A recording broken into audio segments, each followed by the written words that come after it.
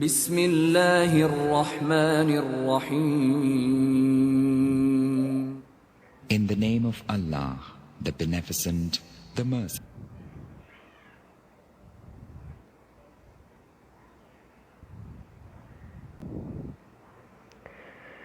अस्सलाम वालेकुम 10th class. आज चैप्टर 2 मैथ्स के चैप्टर 2 में एक्सरसाइज 2.8 स्टार्ट करते हैं। इसमें हम लोगों ने क्वाड्रेटिक इक्वेशन के ज़रिए से जो हमारी डेली लाइफ में प्रॉब्लम्स हैं वो हमने सॉल्व करने हैं बाय क्वाड्रेटिक इक्वेशन। ठीक है, अक्सर हम लोग ये सोचते हैं कि मैथ्स की ये एक्सरसाइज हमें डेली लाइफ में किस तरह से हेल्प देती है या हम कहाँ पे इन क्वेश्चंस को यूज़ करते हैं। तो ये जो वर्ड प्रॉब्लम्स होते हैं इसमें हमें पता चल जाता है कि हम डेली लाइफ में अपने मैथ्स के उस टॉपिक को कैसे यूज़ कर सकते हैं। इस एक्सरसाइज में हमें प्रॉब्लम दिया होगा और उससे हमने एक क्वाड्रेटिक इक्वेशन बनानी है। क्वाड्रेटिक इक्वेशन बनाने के बाद उससे आप चाहें तो फैक्टराइजेशन के ज़रिए, चाहें तो क्वाड्रेटिक फार्मूला से सॉल्व कर लेंगे। यहाँ पे देखें example number 1। 3 less than a certain number multiplied by 9 less than twice the number is 104, find the number. अब यहाँ पे 3 less than a number, certain number कौन सा हम लेंगे? Suppose certain number is x।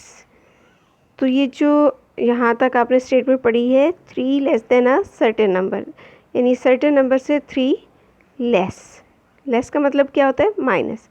तो सर्टेन नंबर से 3 less लिया। नेक्स्ट क्या है? मल्टीप्लाइड, यानी इस नंबर को आपने मल्टीप्लाई कर लेना है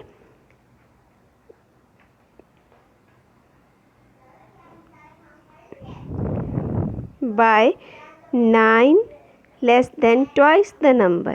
पहले क्या था? सर्टेन नंबर से लेस था 3, उसको मल्टीप्लाई किया आपने किससे? 9 लेस मीन्स 9 माइनस हो रहा है। किस में से माइनस हो रहा है? ट्वाइस द नंबर, यानी उस नंबर के ट्वाइस में से 9 माइनस हो रहा है। ठीक है, और वो माइनस करने के बाद ये जो क्वेश्चन है ये किसकी इक्वल हो जाता है? ये स्टेटमेंट किसकी इक्वल हो जाती है? 104 के। समझ आ गई? एक मर्तबा फिर इस चीज़ को हम थोड़ा सा रिपीट कर लेते हैं। 3 less than a certain number, 3 less than a certain number. सबसे पहले सर्टेन नंबर को मैंने सपोज किया वो x है। 3 लेस देन यानी उससे 3 लेस लिया। फिर नेक्स्ट टॉपिक है इसका मल्टीप्लाई, इसको करना है। किस से मल्टीप्लाई करना है वो हमें अगले सेंटेंस से पता चलता है, बाय 9 लेस से फ़ौरन मैंने क्या लिख लेना है? लेस का मतलब होता है -9। ठीक है, लेस का मतलब माइनस, और कितना लेस है? 9 लेस है, यानी 9 को माइनस करना है। किस में से माइनस करना है? Then twice the number, twice the number. आपको पता है ना ट्वाइस दी नंबर का क्या मतलब होता है? 2 टाइम्स x इज़ 104, यानी ये is equals to, it is equal to what? 104। ठीक है, आई होप अब आपको स्टेटमेंट समझ आ चुकी होगी। 3 less than a certain number क्या था? x minus 3 multiply. देखिए जब दो ब्रैकेट्स इस तरह से लिखी होती है ना इकट्ठी, तो इसका क्या मतलब होता है कि ये दोनों मल्टीप्लाई हो रहे हैं नंबर्स। ठीक है, तो इस ब्रैकेट में क्या लिखना है? इस वाली ब्रैकेट में हमने क्या लिखना है? मल्टीप्लाई करना है एक ऐसी ब्रैकेट से जिसमें 9 लेस है, 9 माइनस हो रहा है, ट्वाइस द नंबर। किस में से माइनस हो रहा है? नंबर के ट्वाइस, यानी दुगना में से माइनस हो रहा है। Then it is what? 104। बस इस क्वेश्चन में मेन जो प्रॉब्लम था वो ये था, ठीक है। अगर आपको ये स्टेटमेंट बनानी आ गई, आपको ये इक्वेशन बनानी आ गई, तो बाकी क्वेश्चन कोई प्रॉब्लम नहीं है, बाकी क्वेश्चन बहुत इजीली आप कर लोगे। मेन चीज़ है स्टेटमेंट्स को समझना और उसके मुताबिक इक्वेशन बनाना, क्वाड्रेटिक इक्वेशन बनाना। यहाँ पे देखिए क्वाड्रेटिक इक्वेशन आपके पास ये बनी हुई है, इसको अब आप सॉल्व करेंगे। मल्टीप्लाई किया, मल्टीप्लाई करने के बाद सिंप्लीफाई किया, यानी 104 को लेफ़्ट हैंड साइड पे लेके आ गए और एक क्वाड्रेटिक इक्वेशन हमने बना ली, ठीक है। फिर उसके बाद आपको पता है आप इसको आप क्वाड्रेटिक फार्मूला के ज़रिए भी सॉल्व कर सकते हो, इसको फैक्टराइजेशन के ज़रिए से भी सॉल्व कर सकते हो। जब आपने ये सॉल्व कर लेनी है तो इसके बाद आपके पास एक्स एंड एक्स की वैल्यूज़ आ जाएंगी, और ये एक्स क्या था, सर्टेन नंबर, ठीक है। यानी कि जो इस क्वेश्चन में आपको सर्टेन नंबर दिया गया था, लास्ट में जाके आपने उस नंबर की वैल्यू मालूम कर ली।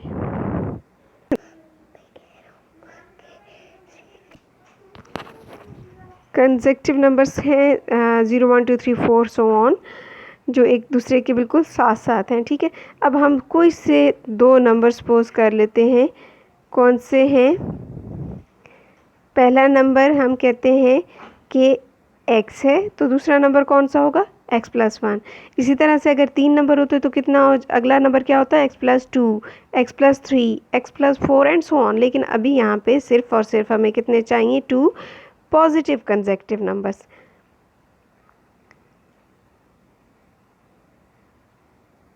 यहाँ पे हमने सपोज किया कि वो दो पॉजिटिव कंसेक्टिव नंबर्स कौन से हैं, x and x + 1। Product of two positive consecutive numbers. पहले तो आपने दो कंसेक्टिव नंबर्स लिए, फिर आपने क्वेश्चन में क्या पढ़ा, प्रोडक्ट। प्रोडक्ट किसको बोलते हैं, मल्टीप्लाई। यानी इन दोनों जो नंबर्स हैं इनको मल्टीप्लाई करें तो क्या होता है, आंसर आता है 182। इन दोनों नंबर्स को मल्टीप्लाई करें तो आंसर आता है 182। अब आपने नंबर्स फाइंड करने, तो ये जब कंडीशन आपने कर ली है तो 90% आपका क्वेश्चन हो गया। अब बहुत इजी पीछे मेथड रह जाता है, उसके ज़रिए से आपने वैल्यूज़ फाइंड कर लेनी है। ये देखिए यहाँ पे मल्टीप्लाई किया और 182 को राइट हैंड साइड से लेफ़्ट हैंड लेकर आए तो साइन चेंज हो गया। अब नेक्स्ट में फैक्टराइजेशन के थ्रू यहाँ पे वैल्यू फाइंड की एक्स की। एक्स की दो वैल्यूज़ आपके पास आएंगी, ठीक है, ये दो वैल्यूज़ आ गई। अब यहाँ पे दो वैल्यूज़ आई तो ये x = 13 and x = -14, x = 13 and x = -14, दो नंबर्स आपके पास आ गए, दो वैल्यूज़ आ गई हैं x की। हमें जो वैल्यूज़ चाहिए उसके लिए क्या है, पॉजिटिव कंडीशन है, positive number.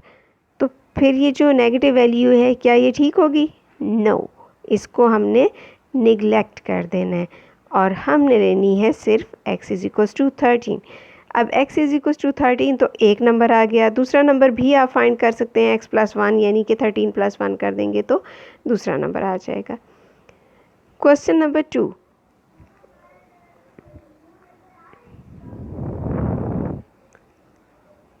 the sum of squares of three positive consecutive numbers is 77।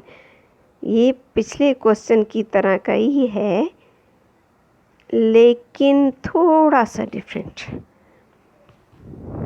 इसमें देखें स्क्वायर्स, यानी कि वो जो कंसेक्टिव नंबर्स हैं उनका आपने क्या लेना है, स्क्वायर। पहले हमने दो कंसेक्टिव नंबर लिए थे, अब कितने लेने हैं, 3 कंसेक्टिव नंबर्स लेने हैं, फिर उनका क्या लेना है, स्क्वायर लेना है। ये देखें स्क्वायर लिया और फिर उनके साथ क्या करना है, उनका सम लेना है।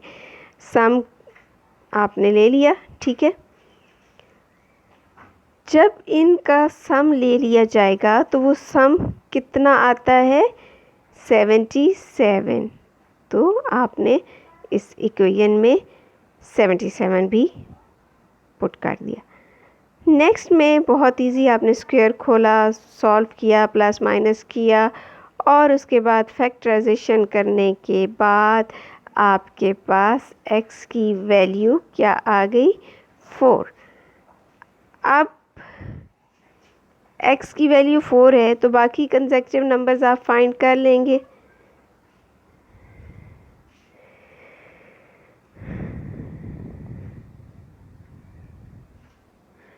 अच्छा, यहाँ पे क्या आपके पास सिर्फ एक वैल्यू आएगी x की? नहीं, 2 वैल्यूज़ आएंगी।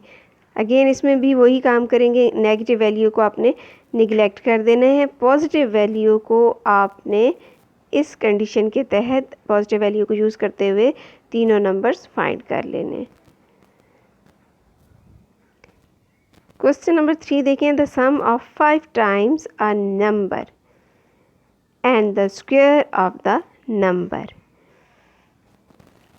सबसे पहले तो बात हो रही है नंबर की, तो आपने नंबर को सपोज कर लेना है कि नंबर इज़ x। फिर उसके बाद 5 टाइम्स नंबर। 5 टाइम्स का नंबर का क्या मतलब है, मैंने आपको बताया था, टाइम्स का मतलब होता है वेरिएबल के साथ मल्टीप्लाई होना, और मोर एंड लेस का मतलब होता है प्लस और माइनस करना वेरिएबल से। तो 5 टाइम्स अ नंबर जब आपने लिखना होगा तो इस तरह से आप लिखेंगे 5 times x and the square of the number. Square of the number क्या है, नंबर है x तो उसका स्क्वायर हो जाएगा x स्क्वायर, और इसका आपने क्या फाइंड करना है, सम। सम आपने फाइंड किया तो उसका आंसर उसने आपको क्या दे दिया है, 204। अब आपने नंबर फाइंड करना है तो वो कोई मसला नहीं है, आपके पास एक इक्वेशन बन गई है x square plus 5x minus 204, क्योंकि 204 उस साइड पे पॉजिटिव था। अब क्वाड्रेटिक इक्वेशन आ गई है, इसमें से आपके पास x की 2 वैल्यूज़ आ जाएंगी।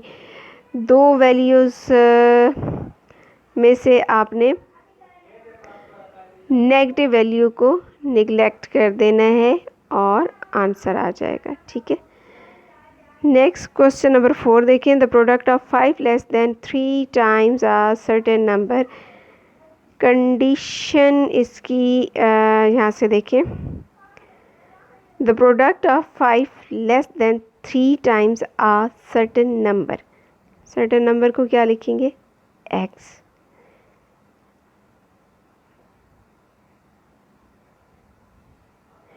5 लेस, ठीक है।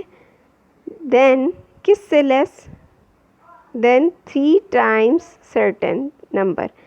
5 less than 3 times certain number and 1 less. ये एक तो इसको और प्रोडक्ट इसका, और एक और नंबर हमें दिया जाएगा उसका प्रोडक्ट लेना है।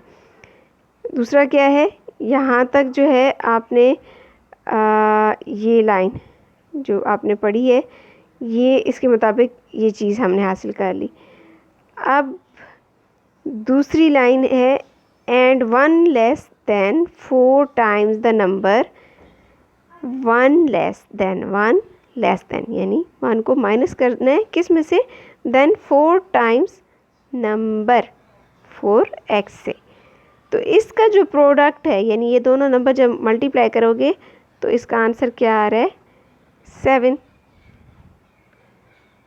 आई होप कि आपको ये स्टेटमेंट समझ आ चुकी होगी, लेकिन एक मरतबा फिर रिपीट करती हूँ क्योंकि ये एक्सरसाइज काफ़ी इम्पोर्टेंट है और इसमें सारा जो है इसका एक्सरसाइज का फोकस वो आपकी क्वेश्चन के स्टेटमेंट पे होता है, ठीक है।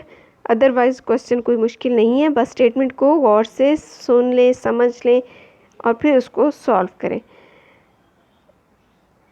The product of 5 less then, अब प्रोडक्ट की बात हो रही है तो ऑफ कोर्स आपको मल्टीप्लाई करना होगा किसी चीज़ के साथ। अब प्रोडक्ट के लिए मैंने 2 ब्रैकेट्स लगा दी। पहली ब्रैकेट मैंने यहाँ से पढ़ना शुरू किया, क्या है पहली ब्रैकेट में,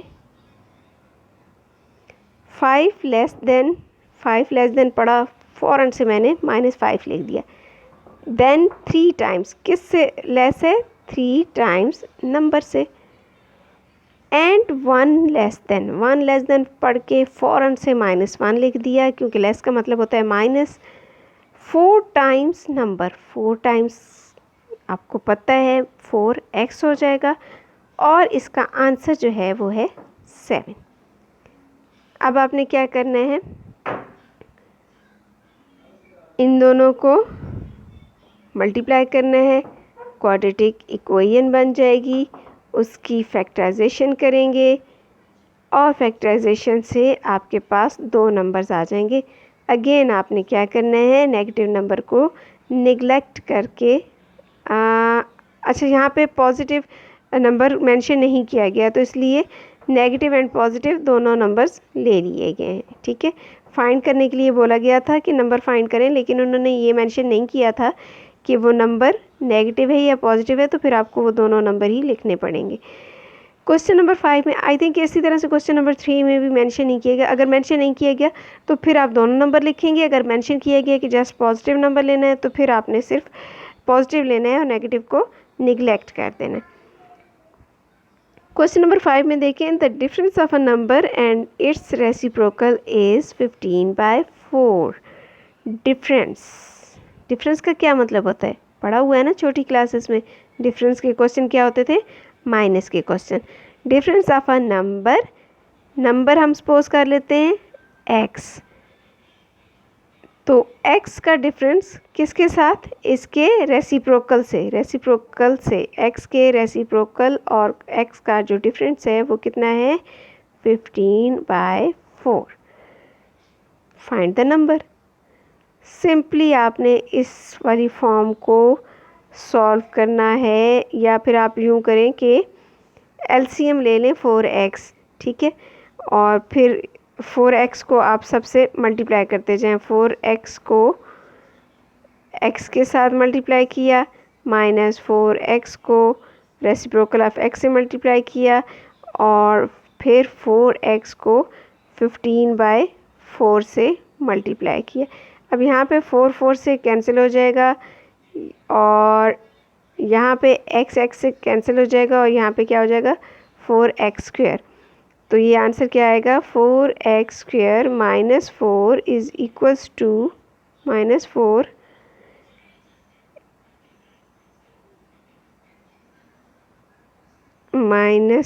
is equals to what, 15x।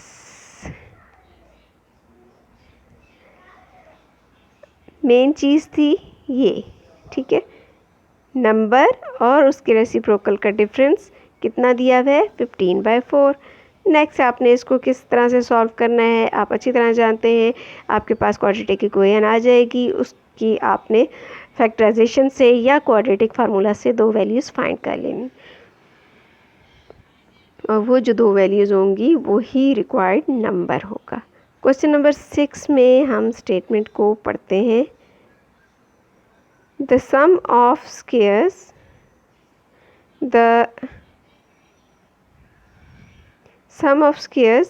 of 2 digits of a positive integral number is 65. Sum of squares of 2 digits. कोई भी इंटीग्रल नंबर है उसमें 2 डिजिट्स होते हैं, जैसे 45, 63, 94। तो अब जो 94 है तो उसमें कितने डिजिट्स हैं, 9 एंड 4, 2 डिजिट्स हैं, ठीक है। तो इसी तरह का वो एक नंबर दे रहा है और वो नंबर हमें मालूम नहीं है, तो हम क्या करते हैं कि उसका जो यूनिट डिजिट है ना, जो नंबर है, नंबर कैसा होगा, मैंने अभी आपको बताया जैसे 49 है तो आप उसमें पहले 4 लिखते हो बाद में 9, और 9 क्या होगा यूनिट प्लेस पे होगा, और 4 10 प्लेस पे, ठीक है। तो अब हमारा जो नंबर है वो XY है, तो इसकी यूनिट प्लेस पे क्या है Y, और 10 प्लेस पे क्या है X। तो यहाँ पे ये देखें,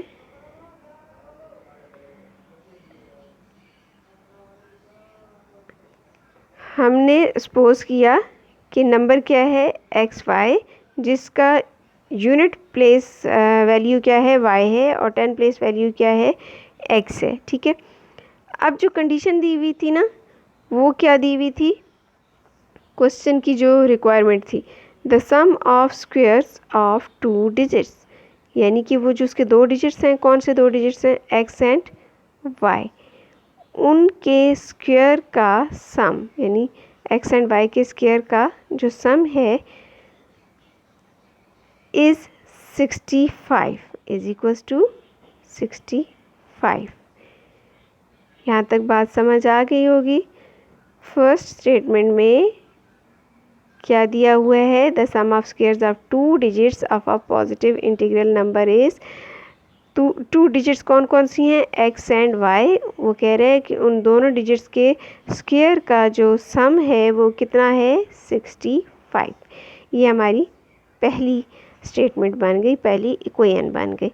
यहाँ पे ये देखें दिया हुआ है। अब हम अगली जो है इसकी कंडीशन पढ़ते हैं। The number is 9 times the sum of its digit. किसका 9 टाइम्स है, उसके डिजिट्स के सम का 9 टाइम्स।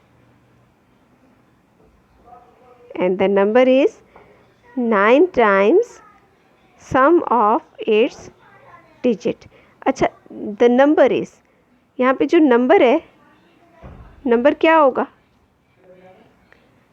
यहाँ पे तो आपने लिख दिया 9 times the sum of digits, sum of digits भी लिख दिया, उसका 9 टाइम भी कर दिया, लेकिन वो नंबर है। तो अब नंबर को कैसे शो करेंगे, नंबर को ऐसे शो करना है कि जैसे मैंने आपको कहा था 49 फॉर एग्ज़ाम्पल अगर है तो आप 49 को ऐसे लिख सकते हैं, यूनिट प्लेस वाला नंबर और 10 प्लेस वाले नंबर के साथ 10 को मल्टीप्लाई कर दे, तो इसका आंसर क्या आएगा, 4 10s are 40 प्लस 9 करेंगे तो 49। इसी कंडीशन को अब आप 49 को ये ना समझ लेना कि इस क्वेश्चन का आंसर है, इसका क्वेश्चन से कोई ताल्लुक़ नहीं है, बस आपको ये समझा रही हूँ कि किस तरह एक नंबर के जो है पार्ट्स बना दिए जाते हैं यूनिट और टेंस में। 49 है तो उसको हम कैसे लिख सकते हैं, 9 + 40, ठीक है। और 40 को कैसे लिख सकते हैं, 4 × 10। बस आपको ये चीज़ समझानी थी, और ये क्यों समझानी थी, ये इस चीज़ को समझाने के लिए। अभी ऊपर कंडीशन पड़ी थी कि द नंबर इज़,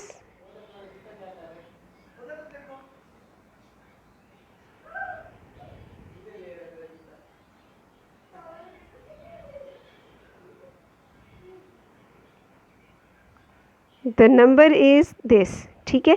तो आपने इस नंबर की जगह अब क्या लिख दिया, यहाँ पे आपको कंडीशन दी हुई थी number is 9 times the sum of its digits, तो उस नंबर की जगह आपने ये वाला नंबर लिख लिया, और ये नंबर अब कैसे आया है मैंने आपको समझा दिया है, ठीक है। अब आप देखें कि लेफ़्ट हैंड साइड और राइट हैंड साइड को अब आपने सॉल्व करना है, सिंप्लीफाई करना है, तो आपके पास ये वाली इक्वेशन आ जाएगी, ठीक है। अब आपने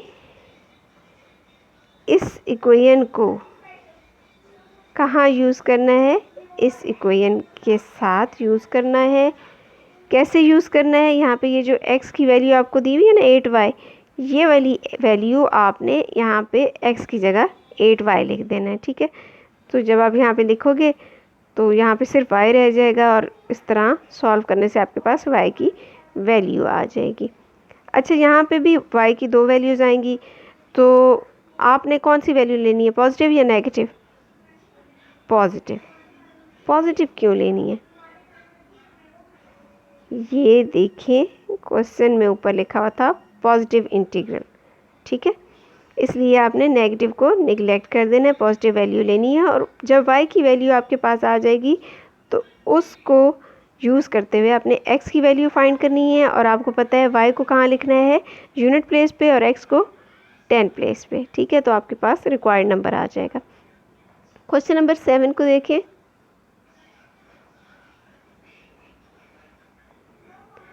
the sum of the coordinates of a point is 9। दोबारा वही पॉइंट वाली बात आ गई, कोऑर्डिनेट्स की बात आ गई। And sum of their squares is 45, find the coordinates of the point. ये सेम उसी एग्जाम्पल की तरह है जो हमने पहले किए है। तो आई थिंक इसको मुझे कराने की ज़रूरत नहीं है, ये आप लोग खुद कर लेंगे।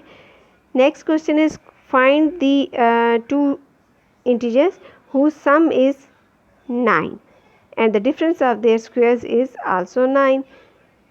आपने इंटीजर कौन से लेने हैं, x एंड y, तो सम उन दोनों का 9 है, तो आप क्या लिखेंगे, x + y = 9।